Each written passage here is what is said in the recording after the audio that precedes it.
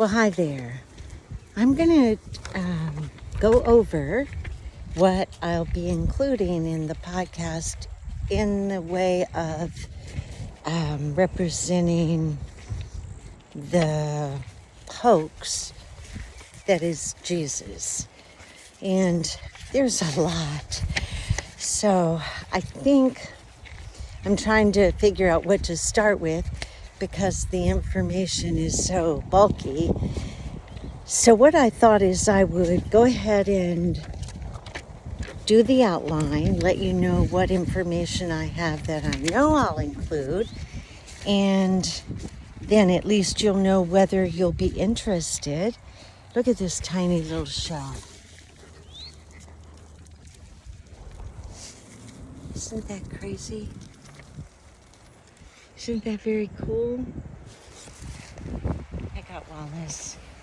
He should be good. Oh, I see that. Okay, so I'm going to turn this around so you can look out there while I talk.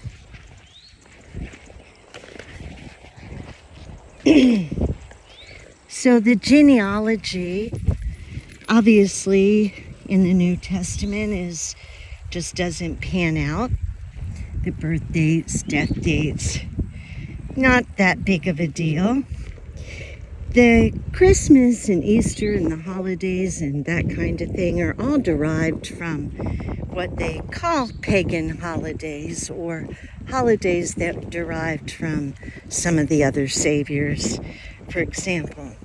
And Christ was also a pre-Christian word, which actually comes from Christos, which means to anoint, or the anointing, or that fluid in our brain. There's no Trinity, heaven, hell, or rapture. The history for the Bible, outside the Bible, is just non-existent. Not in Egypt, which I can leave that open because we know that they destroyed a lot in Egypt, so I guess that's a possibility, but no one outside the Bible. And everybody goes, well, Josephus. Well, Josephus, first of all, his character was a crook, but he was, that's a story in itself, which I love to tell. It's so ironic. But he was a nothing. He was a made-up character. Wallace, come! Come! The Gospels aren't real. There was no Matthew, Mark, Luke, and John as far as having written the Gospels. But we also know that none of the other authors line up. And I do know who wrote it. That comes next. The Piso family. Actually, it was a way to control the masses, and they had seen it work before with different saviors. So the Piso family, that's going to be the majority of my talking about Christianity, because it kind of, once you understand that Piso legacy, then you understand that the rest doesn't matter. Come! Okay, so Constantine, the edicts, the fact that he turned the papacy, or the whole Christian thing, over to Theophilus, I think his name. I didn't write it down. Anyway, I don't want to mess it up, but I'll tell you about it when we get there. There have been many saviors, all with the same birth dates, resurrection dates, all that stuff. It Christianity actually prevents our stewardship of the world, because we're told that we're not of this world. So why would we care about it? It divides and separates people. And there should be a law against conversion. That's how United States was colonized, and everything else is colonized for conversion, because they know that sheep don't think for themselves. They follow a narrative. The Bible in the New Testament, the whole deal, was the perfect scam. The carrot, how they lured you, was you're going to be forgiven. You're going to see your ancestors in heaven, and you'll go to heaven. And then there's a bondage part of it, that you could go to hell if you don't follow what they want you to do. And then you'd end up alone and never see your loved ones again. Right? And then they tell you that your mind is the enemy. How convenient is that? And that you're not of this world. Well, all the while, the great philosophers are saying the first and most important thing, are you there, is to know yourself. And that's the opposite what they're telling you to do. And how in the world are you going to make the most of life if you don't even know about the machine you're energizing? So the whole Christian idea usurps God, the creator, the master, and the controller. I cannot tell you how many people assume the minute I say that I deny the existence of Jesus, the first thing they do is say you're an atheist or you don't believe in God. Come on, people. Jesus has just usurped the minds of people. You know, they say no idols or icons. Well, the Catholic Church is full of that. How in the heck do people put up with that BS? Cross, beads, the Bible, Mary, on and on. Baptism marketing, and that's all it is. Conversion is key. The money. Think about the tithes that have been given to the church.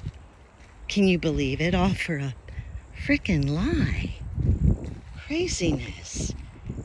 And they have no tax. Not so.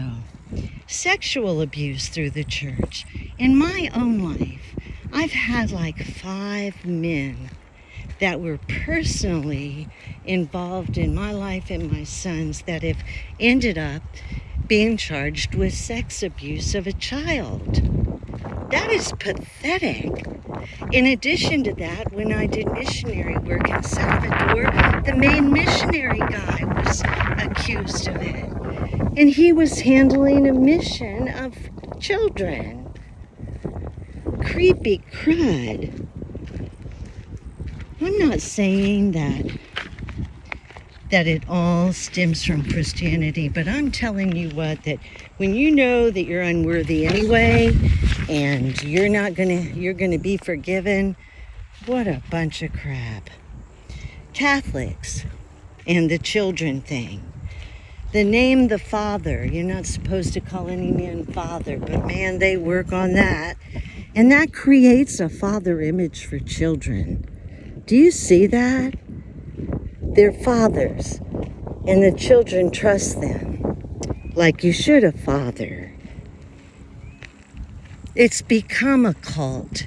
You talk to a Christian, they say the same words, they know the same things, they don't have any original thought ever. It's sad. Family separations. I know so many families separated on issues through the church. How about the Catholic Church? They charge you for moving your finger. It's creepy. There's no difference in people that don't believe in Christianity than those that do. I did some research and found out that if anything, it's slanted the other way. Sheep are conned to think that their way is the only way. Conversion should be wrong. Some of the most beautiful cultures and people. I went up to Oklahoma and couldn't wait to meet the natives there, and I'll be daggone if they didn't. They were all Catholics. It was talking about ironic, talking about programmed. Can you be more programmed than that? It would be like Jews converting to German. All religion was meant to represent nature, astronomy, astrology, and teach us lessons about it, and symbolize those things in nature that we don't like and can't stand and don't know how to explain, like catastrophe. Wallace! There was not one eyewitness to Jesus, and there's not one historian that can testify, not an honorable one. The Bible hides the cycles of the universe from people. So you're not going to get important critical information about our world from the church. Duh, right? And today it's worse than ever, because the minute you get information contrary to the church narrative, you're going to start learning things, and then the admin's going to be in big sweat because there's lots of stuff you need to know that you don't know because you're a sheep. I'm not trying to be mean. I used to be one, so it prevents our understanding of astronomy, astrology, numbers, and all those things on which we depend. If we weren't Christian, we would know about sacred geometry and how perfect the world is in numbers. And that would give us a new context for the theory of the reality we live in. But we've been so programmed we can't think of anything else. Or Christians can't. There might be the next great physicist in the sheep shed. Set those damn sheep free. Sorry, not damn sheep. You know what I mean.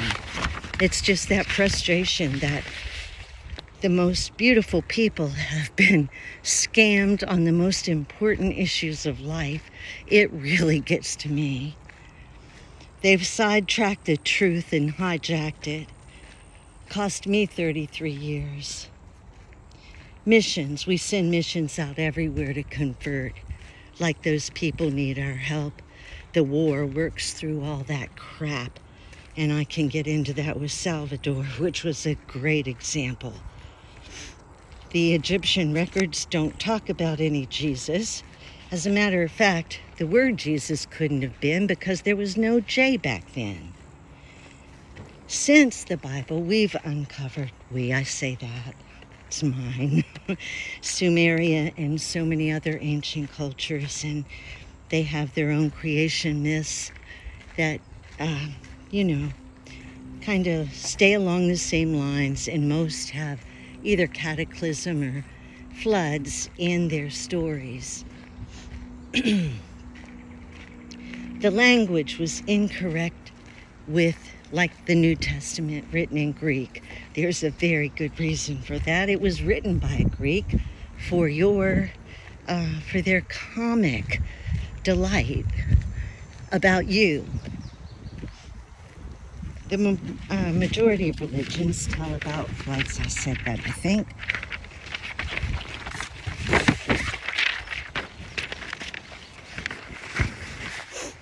The different changes, the literacy at the time of the Bible, the whole deal with the scribes, who could write, who didn't write, who was in charge.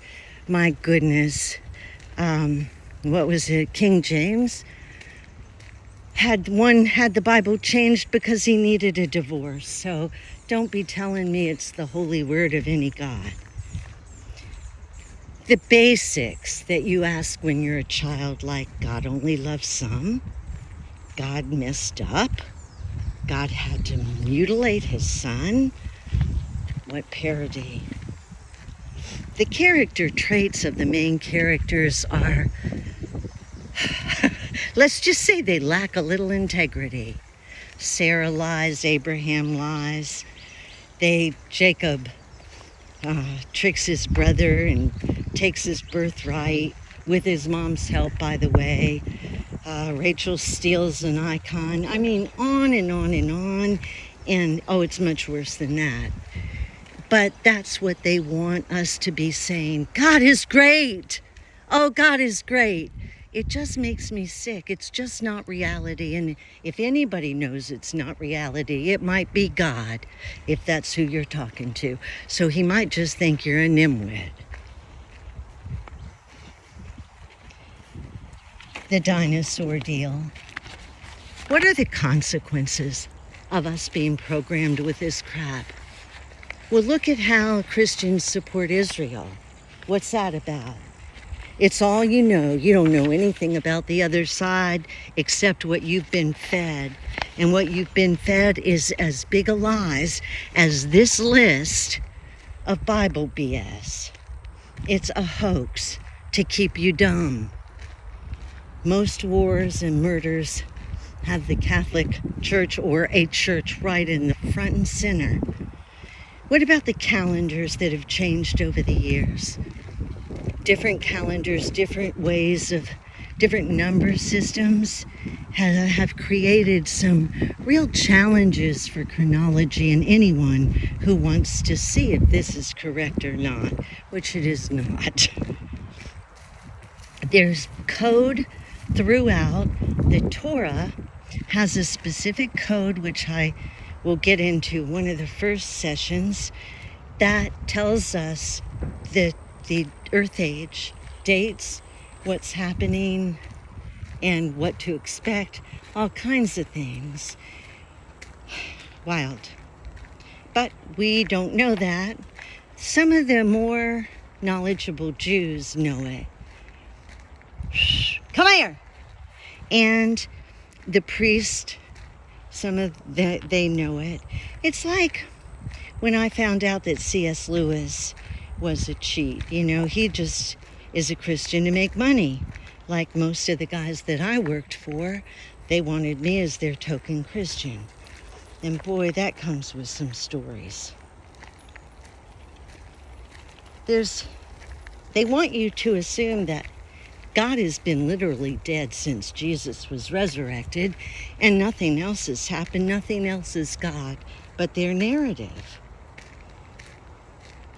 Joseph and Moses and the Pharaohs. The only thing I want to say about that right now is that I'm going to cover that in depth. That's one of my favorite parts, and it just helps to know going in. There's a whole session on names and coding, and the fact that most pharaohs had lots of different names. So we've got to be mindful of who we're talking about. And that's Joseph was Sinlek, and he had a relationship with Egyptian Hatshepsut. And it looks like they traded children. The story of Joseph is not at all what you might think. Okay, so another reason that the Bible is BS is that when you begin to look at it as an information system, you see the perfection of the numbers in the Torah. And when you study the Great Year, you realize that things are too perfect. Numbers line up, match. There's certain numbers that are used over and over. It's amazing. It's like a miracle. And I don't know. It seems like to me we might be in an information system. Okay, what else? The Bible keeps man humble, lowly, focused, incorrectly, Savior needing, and heaven dependent. There's no inspection allowed for the Christian in the Bible. They will not entertain. I have begged pastors to give me an audience or to discuss this or to debate this or anything, and nothing, complete silence. Often people will say, oh, my pastor will talk to you, and then they come back, nothing. Science should reconcile with spirit, and until it does, I'm not buying it.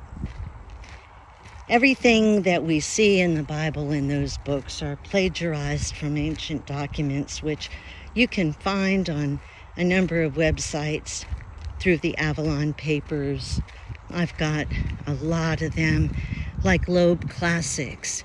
That set of books is probably $10,000 or more.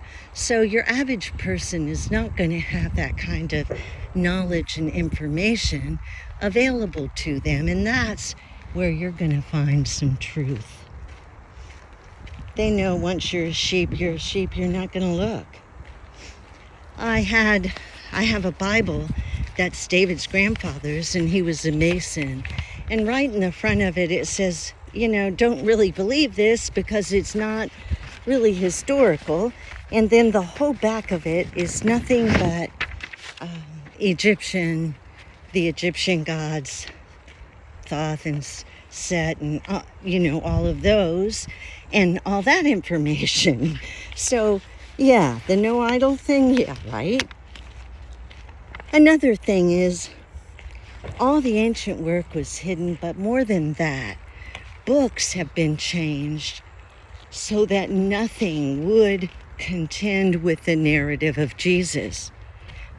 I can look at books and see beautiful books that have been discarded because they tell truth that the admin does not want people to know, at least the masses.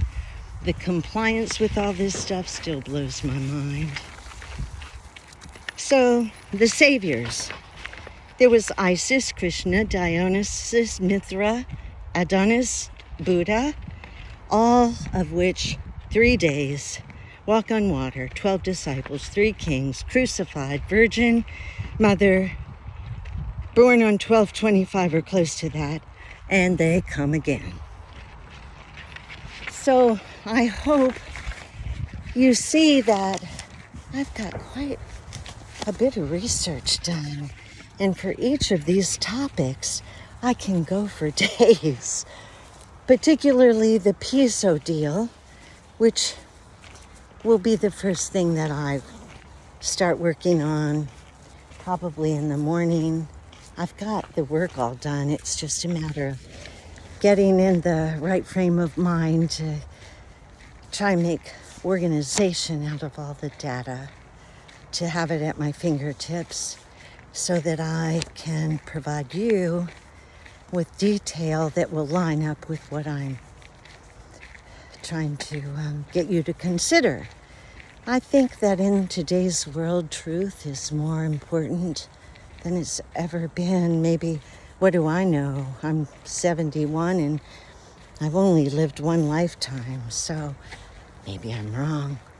What I do know is that the world around us is not what we thought, and I didn't understand why we've been lied to, but I do now. It's because of our climate, and they want you to think that there's global warming and it's your fault. Hold on. Come. Wallace, come. Wallace, come. He sees a guy down there walking. Thank you. Come on, we'll go back this way. So, I forgot where I was, sorry.